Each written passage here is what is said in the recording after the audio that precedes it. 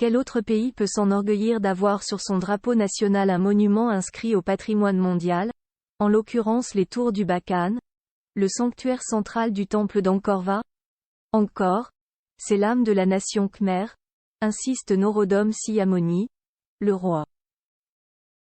Il nous reçoit au palais royal de Phnom Penh à l'issue de notre périple à Angkor. Nous venons de visiter une dizaine de temples sur les quelques 200 d'un périmètre de 400 km².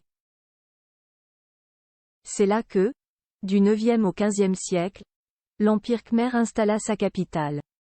Publicité, ce symbole a toujours été vivant dans le cœur des Cambodgiens par-delà les vicissitudes de notre histoire récente, explique le Dr Peuang. Il dirige l'autorité pour la protection du site et l'aménagement de la région d'Angkor, ou Apsara, du nom des nymphes célestes qui dansaient pour le plaisir des dieux. Cet ingénieur a notamment remis à jour le système hydraulique des barrets, ces bassins artificiels qui permettaient, en régulant l'eau de la rivière Siam Reap, d'éviter les inondations. Il nous fait admirer l'ingénieux système de bassins purificateurs du temple Neakpan. Dès le Xe siècle, l'Empire khmer avait su trouver l'équilibre entre saison des pluies et saison sèche, commente-t-il.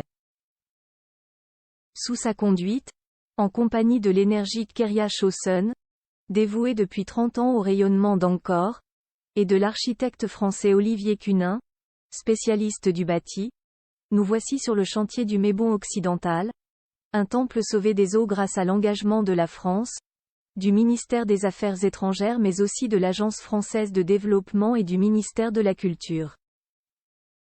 Alors que la divinité, un Vishnu couché en bronze, est exposé au Musée national de Phnom Penh, près de 150 ouvriers, artisans, architectes, ingénieurs, archéologues continuent de s'activer pour remonter 12 500 blocs de pierre selon le principe de l'anastylose, le remontage d'un monument avec ses propres éléments. La France avait déjà pris sa part de la sauvegarde d'Angkor en volant au secours du temple montagne du Baphuon, un projet titanesque et un défi technique. Il sera inauguré en 2011 par le roi Norodom Sihamoni et le Premier ministre français de l'époque, François Fillon. Dès les années 1960, l'École française d'Extrême-Orient, EFEO, sous la direction de l'archéologue Bernard-Philippe Grolier, avait déposé et enregistré les 300 000 pierres moulurées ou sculptées, sur un champ de 5 hectares. Mais les Khmers rouges ont brûlé tous les carnets de fouilles et la documentation du chantier, qu'il a fallu entièrement reprendre, raconte Francine Dorgeval, experte au Quai d'Orsay, au sein d'une sous-direction pratiquant la « diplomatie d'influence » ou « pouvoir feutré », élégante manière de traduire le « soft power » de la diplomatie culturelle française. Nous sommes très reconnaissants à la France et aux Français pour tout ce qui est entrepris pour notre patrimoine, et je souhaite que cette coopération s'intensifie, nous déclare le roi Sihamoni dans un français parfait. Après avoir étudié les arts en Tchécoslovaquie, il a longtemps vécu en France. J'ai donné des cours de danse classique à Paris. J'ai créé aussi des ballets comme chorégraphe, avant d'être nommé ambassadeur auprès de l'UNESCO dans votre belle capitale.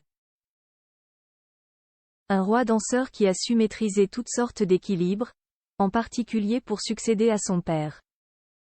Il a notamment contribué à faire inscrire le ballet royal khmer au patrimoine immatériel de l'humanité. Nous devons le protéger par la pratique et la transmission, explique-t-il.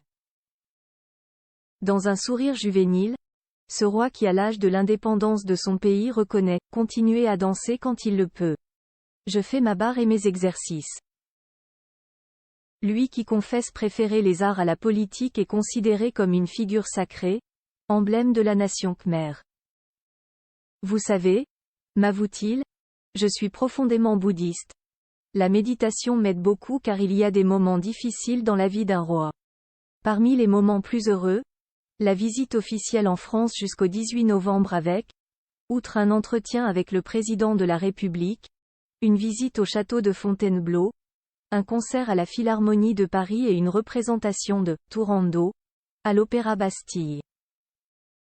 La visite du chantier de Notre-Dame ou des ateliers de l'Opéra, ce sera pour une prochaine fois. C'est au roi que revient le privilège d'ouvrir à Paris la conférence qui devra assurer de façon durable, écologique et avec un tourisme raisonné, le développement d'Angkor. Le lancement du Comité international de coordination, CIC, en 1993, faisait suite à l'appel au secours de Norodom Sihanouk. 2 ans plus tôt, c'était lors de la conférence de Paris pour régler le conflit cambodgien.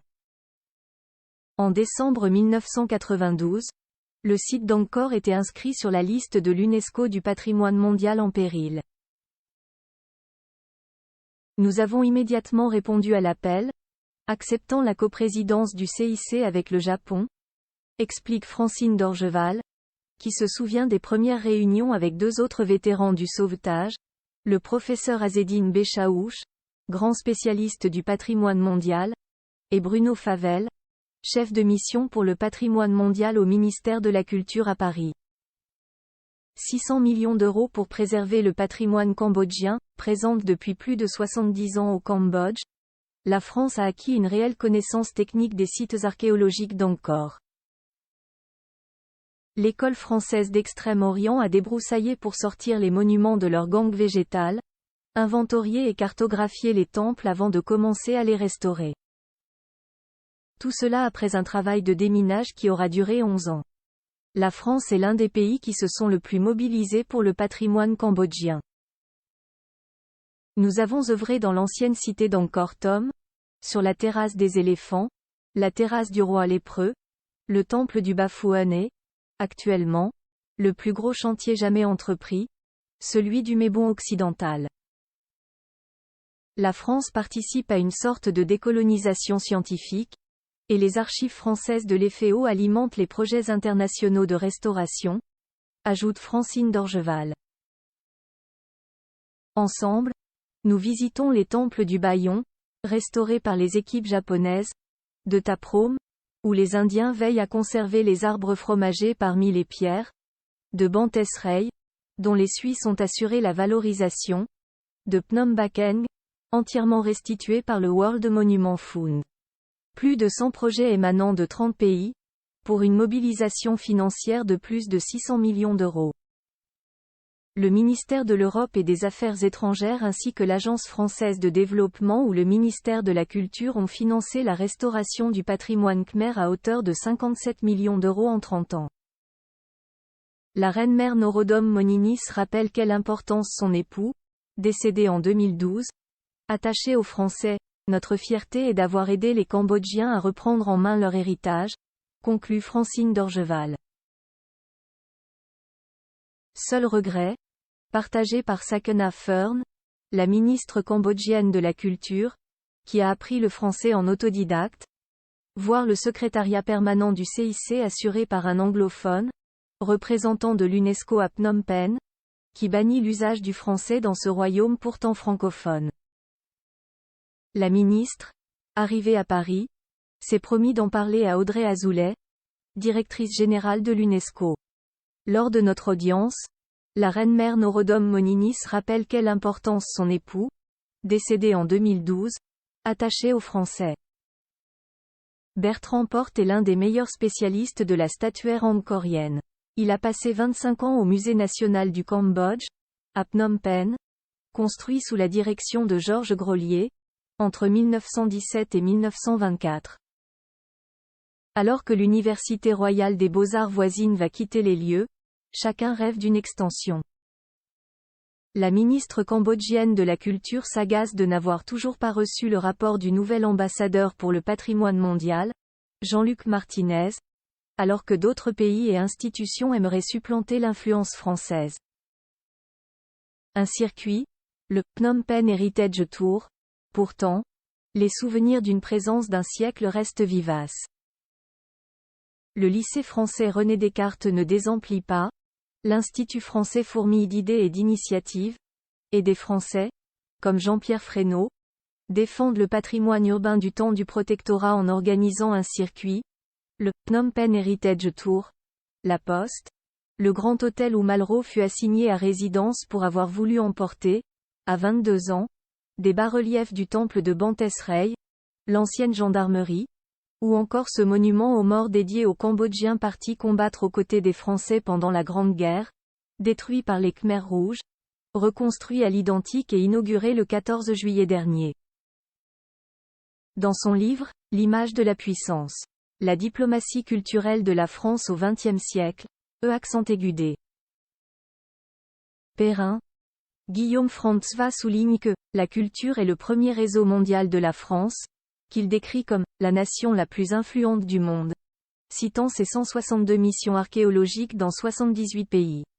Les Cambodgiens et le premier d'entre eux, le roi Sihamoni, reconnaissent que, grâce à elle, notamment, Angkor est devenu le plus grand laboratoire scientifique de conservation patrimoniale et de développement durable.